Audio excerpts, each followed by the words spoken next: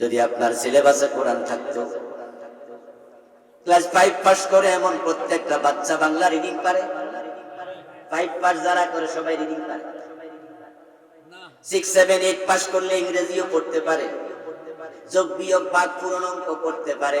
সিলেবাসে কোরআন থাকলে 5, 6 পাস করলে তারা কোরআন শরীফও পড়তে পারত। কিন্তু সিলেবাসে কোরআন নাই। আমাদের নেতারা 52 বছর দেশ চালাইলো, কোরআনটা ঢুকাইলো না। আল্লাহর আদালতে মামলা খাওয়া লাগবে। হাসরের দিন আল্লাহ শুধু তাদেরকে ধরবে না, আপনারা যারা এদেরকে ভোট দেন, সাপোর্ট দেন, মিছিল করেন, ধরা খাবেন আপনারা নিজেরাও।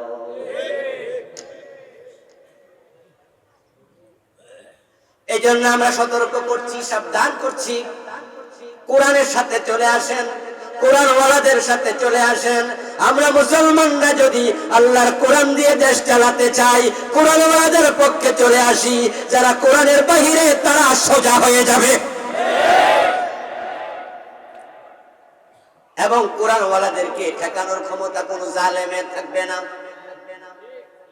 কোরআন আপনার আমার হেদায়াতের কিতাব, এর বাহিরে আপনি ইসলাম পাবেন না, হেদায়াত পাবেন না। কোরআন শিখবেন না, শয়তান আপনাকে, হাদিস শিখবেন না, শয়তান আপনাকে তুড়ি মেরে ঈমান হারা করে ছেড়ে দেবে, পথভ্রষ্ট করে ছেড়ে দেবে। কোরআন হলো নূর, কোরআন হলো আলো। কোরআনের এলেম যাদের আছে, হাদিসের এলেম যাদের আছে, কোরআন তাদেরকে আলো দিয়া হেদায়াতের পথে টিকায়া রাখে।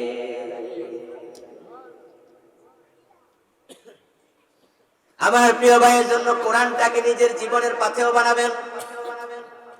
আপনার উপর আল্লাহ রাসূল খুশি হয়ে যাবে। মনে মনে ভাবছেন, হুজুর এখন এই বয়সে আর কোরআন পড়বো, বয়স হয়ে গেল 40, 50, 60, 70, আপনাদের মতো কি আর মাদ্রাসায় ভর্তি হইতে পারবেন? আমি বলবো কোনো প্রয়োজন নাই। আপনার এই বয়সে আমি আপনাকে বলিও না মাদ্রাসায় ভর্তি হন, আপনাকে বলবো আপনি মাদ্রাসায় ভর্তি না হইয়াও কোরআন শিখতে পারবেন। মসজিদে হুজুর আছে, ইমাম আছে, মুয়াজ্জিন আছে, আপনি চাইলে প্রতি মাসে তার কাছে প্রাইভেট হিসেবে যদি পড়েন, 1, 2 মাস 3 মাস পড়ার পরে দেখবেন আপনিও কোরআন শিখে ফেলেছেন। আর সন্তানকে আলেম বানানোর জন্য, আর আপনি নিজে হুজুরের কাছে পড়েন। এখন তো অনলাইনে জমা, বরং মোবাইলের ভিতরে বিভিন্ন অ্যাপ আছে, ডাউনলোড করে নেবেন, দেখবেন কত কারি সাহেব কোরআন শিখাচ্ছে। এমন ঘন্টার পর ঘন্টা মোবাইলের ভিতরে কোরআন শিখতে পারবেন। তাফসীরের কিতাব এখন বাংলায় অনুবাদ হয়ে গেছে, হাদিসের কিতাব হয়ে গেছে। শুধু থাকে বন্ধুর মন খাল পার হইতে কত, মন থাকতে হবে তো। আপনি চাইলে 3, 5 আয়াত করে পড়েন, 5 আয়াতের অর্থ পড়েন, 5, 30, 150 আয়াত হয়ে যাবে। 1 বছরে 1800 আয়াত হয়ে যাবে। 4-5 বছর পড়ার পরে পুরো কোরআনের তাফসীর পড়া হয়ে যাবে। আপনি নামাজ পড়বেন অথচ বিশুদ্ধ তেলাওয়াত পারেন না, আপনার নামাজ তো হচ্ছেই না। নামাজের মাঝে 13টা ফরজ, তার মাঝে 13টার মাঝে একটা আছে কেরাত পড়া ফরজ। কেরাত মানে কোরআন পড়ো, ফাকরাউ মা তায়াসসারা মিনাল কুরআন। কোরআন পড়লে হবে না, কোরআন পড়া যেমন ফরজ, কোরআন বিশুদ্ধ তেলাওয়াত করাও ফরজ। রুব্বা কারিইন লিল কুরআনি ওয়াল কুরআনু ইয়ালআনুহু। এমন কোরআনের পাঠক আছে, কোরআন পড়ার সাথে সাথে কোরআন তার লানত করে। ভুল পড়বেন, এমন ভুলও আছে, একটা ভুলের কারণে, উচ্চারণের বেশকমের কারণে কুফরি কালাম হয়, ঈমান পর্যন্ত চলে যায়। খুব সাবধান। বিদ্যুৎ আমাদের খুবই জরুরি জিনিস, প্রয়োজনীয় জিনিস। বিদ্যুৎ না হলে এই লাইট চলবে না, ফ্যান চলবে না, মাইক চলবে না, মোবাইলে চার্জ দিতে পারবেন না, আপনার টিউব পানি দেবেন, আপনার মোটরে পানি উঠবে না। বিদ্যুৎ ছাড়া আমাদের জীবন অচল। কিন্তু বিদ্যুৎ যখন আমরা ব্যবহার করি, খুব সতর্কতার সাথে করি, উল্টাপাল্টা হাত করলে জীবন অচল, ঠিক না? যে কাটাউটে আপনি বিদ্যুৎ লাগাবেন, সুইচ লাগাবেন, ওটা উল্টাপাল্টা আঙ্গুল ঢুকাই দেন, আমরা জীবন শেষ।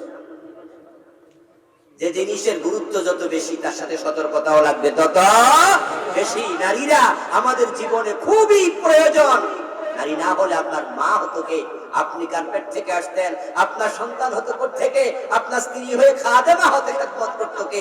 জীবনের অর্ধাঙ্গিনী বলে নারীকে। এই জন্য তার গুরুত্ব বেশি, তাই তার পর্দার গুরুত্ব বেশি, বিদ্যুতের গুরুত্ব বেশি, তাই তার কাবারের গুরুত্ব বেশি, কোরআন পড়ার গুরুত্ব বেশি, বিশুদ্ধ উচ্চারণের গুরুত্ব তত বেশি। খুব সতর্ক, যে গাড়ি যত তাড়াতাড়ি চলবে বুঝবেন তত তাড়াতাড়ি, আবার অ্যাক্সিডেন্ট করলে মরবেন তত তাড়াতাড়ি। কোরআন পড়বেন, কোরআন আপনাকে আল্লাহ পর্যন্ত নিয়ে যাবে, কিন্তু ভুল করবেন তো ফরি হয়ে যাবে। এজন্য আপনাকে বিশুদ্ধ কোরআন পড়তেই হবে। এই বিশুদ্ধ কোরআন শিখার জন্য, তেলাওয়াতের জন্য, বুঝার জন্য, মানার জন্য ঘর থেকে বের হবেন, আল্লাহ এত খুশি হবে। রাসূলুল্লাহ বলেন, মান সালাকা তারিকান ওয়া ইয়ালতামিসু ফীহি ইলমা সাহালাল্লাহু লাহু তারিকান ইলাল জান্নাহ। যে ব্যক্তি কোরআনের ইলম, হাদিসের ইলম শেখার জন্য ঘর থেকে বের হয়ে রাস্তায় চলে, আল্লাহ তাকে জান্নাতের রাস্তা পর্যন্ত পৌঁছানোর জন্য ওই কোরআনের রাস্তাটাকে জান্নাতের রাস্তা বানায়া জান্নাত পর্যন্ত পৌঁছা সহজ করে দেয়। সাহালাল্লাহু বিহি তারিকান ইলাল জান্নাহ। আপনি যাচ্ছেন ইলম শিখতে, কোরআন শিখতে, রাসূলকে আল্লাহ জান্নাতে পথ বানায়া দিয়েছেন। এই যে আজকের মাহফিলে আসছেন আপনারা কোরআন হাদিস শিখার জন্য যদি আসেন, এটা আবার নিয়তের উপরে ডিপেন্ড করবে। ইন্নামাল আমালু বিন্নিয়াত। হুজুরের চেহারা কেমন, কণ্ঠ কেমন, এগুলোর জন্য যারা আসছেন তাদের আবার হবে না। আর যারা ভাবছেন যে না, যদি একটা হাদিসও শুনি, কোরআনের একটা আয়াতের অর্থ শুনি, তাহলে কিছু ইলম তো হবে। ইলম শিখার জন্য আসছেন। ইন্নাল মালাইকাতা লা তাদউ ওয়াজনিহাতাহা রিদাল লিতালিবিল ইলমি। নবী বলেন, কোরআন শিখার জন্য, হাদিস শিখার জন্য ঘর থেকে যে বের হবে, ফেরেশতারা আল্লাহর নির্দেশে পায়ের নিচে তাদের পাখা বিছাতে শুরু করে। আল্লাহর হাবিব হাশরের ময়দানে সুপারিশ করবে, এই ওয়াজ সবাই শুনেছেন। রাসূলের সুপারিশ ছাড়া জান্নাতে যাওয়া আমাদের জন্য দুরূহ, কষ্টের, অসম্ভব। কিন্তু আজকে ওয়াজ শুনে গেলাম কিছু লোকের বিরুদ্ধে বিশ্ব নবী মামলা দেবে। এখন রাসূল মামলা দিলে আপনার জন্য সুপারিশ আর করবে কে? রাসূলের মামলা থেকে বাঁচতে চাইলে কোরআন ধরা দরকার আছে কিনা? এজন্য আজকে বাড়িতে যাবেন সিদ্ধান্ত নিয়া যে আমি আগামী রমাদান আসার আগে আমি কোরআন শিখে যাব। মসজিদের হুজুরকে গিয়ে ধরেন যে হুজুর আমাকে আপনি প্রতিদিন আধা ঘন্টা করে সময় দেন, আমি কোরআন পড়ব। যারা কোরআন শরীফ পড়তে পারেন তারা অর্থ শিখবেন। কোরআন কোন মন্ত্রের বই না, অঙ্গং চং পড়বে না, শেষ হয়ে গেল না। কোরআন এসেছে মানুষের জীবন পরিবর্তনের জন্য। আফালা ইয়াতাদাব্বারুনাল কুরআনা আম আলা কুলুবিন আকফালুহা। তারা কি কোরআন নিয়ে গবেষণা করে না? কোরআন নিয়ে ভাবে না? কোরআনে কি বলেছে চিন্তা করে না? তাদের কলবে কেউ কি তালা লাগাই দিয়েছে? এজন্য কোরআন যারা পড়তে পারেন তারা কোরআন শিখবেন অর্থ সহ। কি পড়লেন জানেন না? কোরআনে আল্লাহ তাআলা এই জাতীয় লোকদেরকে গাধার সাথে তুলনা দিয়েছেন। হামিলুত তাওরাত সুম্মা লাম ইয়াহমিলুহা কামাসালিল হিমার ইয়াহমিলু আসফারা। তাওরাত নামক কিতাব নাজিল করছি, কি তাওরাতে কি বলছি বোঝে নাই, আমল করে নাই, তবে তাওরাত কান্দে লইয়া লইয়া হাসছে। এমন কিছু আহবার আছে, রুহবান আছে, তাওরাতের কিছু আলেম আছে, তাওরাতে কি কইছি মানে না, কি কইছি বোঝে না, তাওরাত কান্দে লইয়া হাঁটে কামাসালিল হিমার। তারা গাধার মতো। গাধার পিঠে চিনির বস্তা তুলে দিয়েছেন, গাধা চিনির বস্তা লইয়া লান্দাইল থেকে কিশোরগঞ্জ চলে গেছে। তারপরে গাধার পিঠ থেকে চিনির বস্তা ফালাইয়া দিছে, দোকানদার দোকানে নিয়ে বিক্রি করলো। গাধারে জিগাইলেন, গাধারে চিনি খাইতে কেমন? গাধা কয় কান্দে ছিল, তবে সত্য জানি না। কোরআন পড়ছে 30 পারা, কোরআন মুখস্থ করছে, কিন্তু কোরআনে আল্লাহ কইছে কি? জিগাইলে কয় তা তো জানি না। তো তুমি তো গাধার মতো বহন করলা, সত্য পাইলা না। ঠিক না? ঠিক না? কামাসালিল হিমার ইয়াহমিলু আসফা। আল্লাহ তাআলা গাধার উদাহরণ দিয়ে কি আল্লাহকে ছোট করতে চাইছে না সতর্ক করতে চাইছে? টাকা মাকা দিয়ে আল্লাহ বুঝে, এরপরে গাধা মাদা খুশি, এরপর ঠিক হয়ে যায়। আপনারা যারা কোরআন পড়তে পারেন তারা অবশ্যই অর্থ করবেন। আরে ভাই, কোরআন শিখে তারপরে এবার যদি পীরের বাড়ি যাইতে চান, হক্কানি পীর আছে, জিকির আজকার শিখবেন, তালিম তারবিয়ত নেবেন উনাদের কাছ থেকে। আপনার কোরআন আপনাকে চোখ খুলে দেবে। গিয়ে দেখলেন যে পীর সাহেব তো ওপেন মহিলা মুরিদ বানা, পর্দা করে না। আপনার কোরআন বলবে যে পীর পর্দা মানে না, এটা ভণ্ড পীর, এটা হক্কানি পীর না। ঠিক না? এই যে হেদায়েতের জন্য আপনারা কোরআন হাদিস বাদ দিয়ে দিয়ে শিরক দৌড়াচ্ছেন, বন্ডপীরের হাতে পড়লো তো ঈমান আমল সব শেষ। যারা অর্থ পড়বেন তারা এবার অর্থ পড়ার পরে বুঝবেন কোরআন কি বলেছে, বুঝার পরে এখন কোরআন মানার জন্য চেষ্টা করবেন। সমাজে কোরআন নিজে নিজে কায়েম হবে না, কায়েম করার জন্য একদল কোরআনের কর্মী দরকার আছে না নাই? এবার আপনি কোরআনের কর্মী হয়ে যাবেন। আনাকিমুদ্দিন ওয়ালা তাতাফাররাকু ফীহ। আল্লাহ কোরআন মাজিদে বলছে আমি দ্বীন কায়েমের দায়িত্ব তোমাদের দিয়েছি, তোমরা আমার জমিনে আমার দ্বীন কায়েম করো। এ নিয়ে পরস্পর মতবিরোধ করো না, ইসলাম কায়েম করো, দ্বীন কায়েম করো। এই সমাজে ইসলাম আসবে না, আসার জন্য আমাদের শ্রম লাগবে। এই দেশে ইসলাম আসবে না, আসার জন্য জীবন দেয়া লাগবে, আসার জন্য রক্ত দেয়া লাগবে, আসার জন্য কাজ করা লাগবে। যারা কাজ করবে তাদেরকে জেলে দেয়া হবে, মামলা দেবে, হামলা দেবে। কিছু লোক যারা বাহিরে থাকবে তারা কাজ করতে থাকবে, কাজ করা অবস্থায় আল্লাহর সাহায্য এসে যাবে।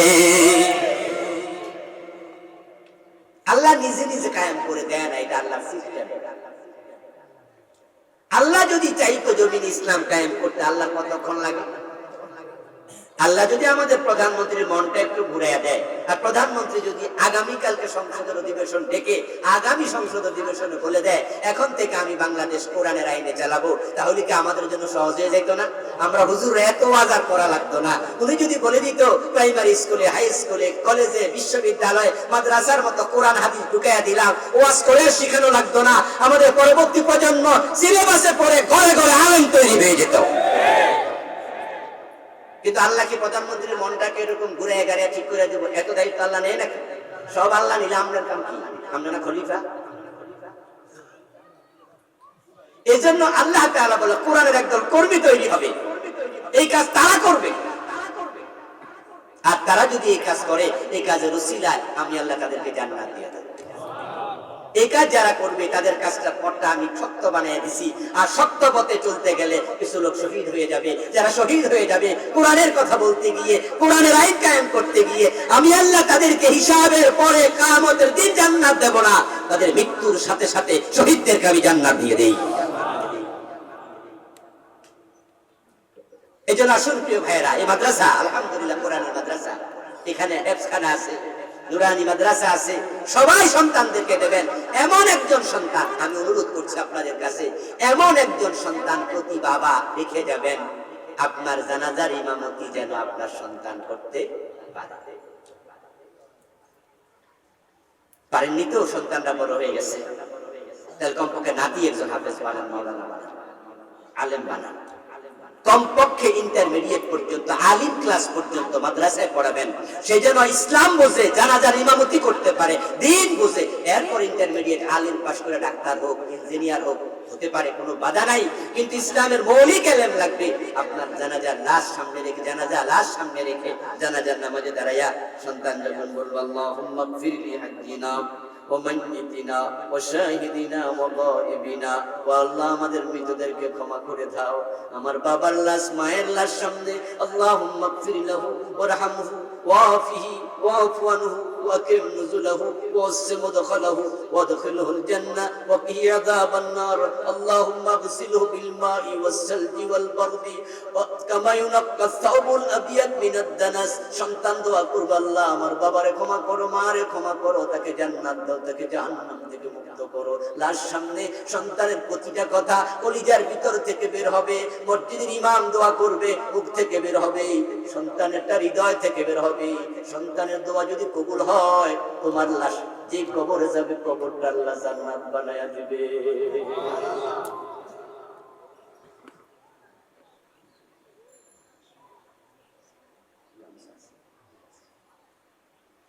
আপনার মৃত্যুর পর সন্তান দোয়া করবে, রাব্বির হামহুমা কামা রাব্বায়ানি সগীরা। রাসূলুল্লাহ সাল্লাল্লাহু আলাইহি ওয়াসাল্লাম বলেছেন, মাল মাইয়িতু ফি কবরিহি ইল্লা কাল গরীকিল মুতাগাউইস।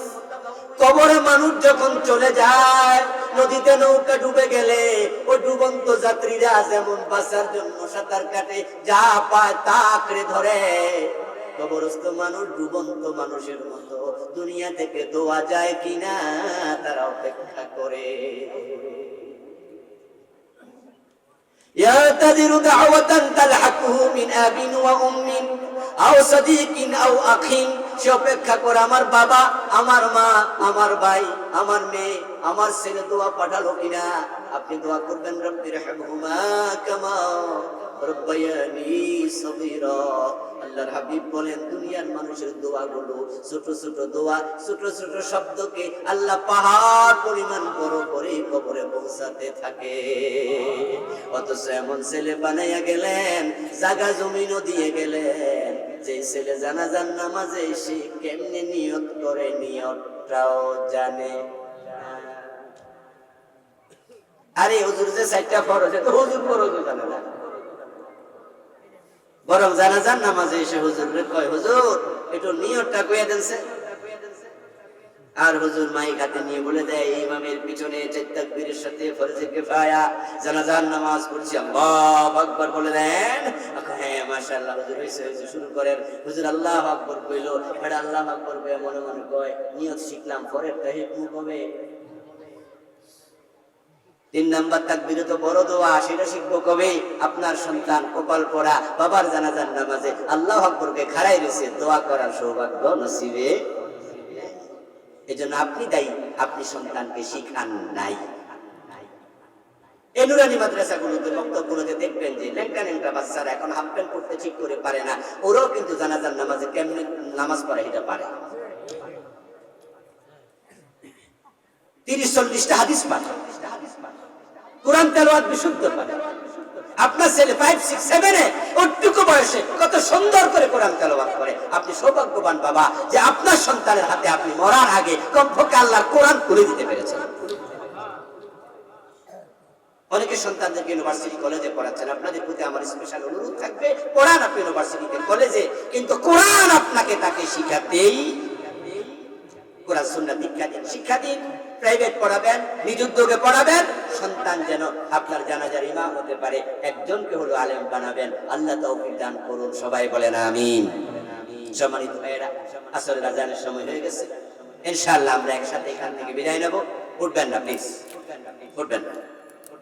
আমরা এখনই দোয়ার দিকে যাচ্ছি, পিছিয়ে বুঝে দোয়া করে দেবেন, ইনশাআল্লাহ আমরা একসাথে বিদায় নেব। মাদ্রাসা কমিটি আপনাদের কাছে মাহফিলের জন্য, মাদ্রাসার জন্য একটু সহযোগিতা চেয়েছেন, কিছু ব্যাগ ভিতরে ঢুকবে।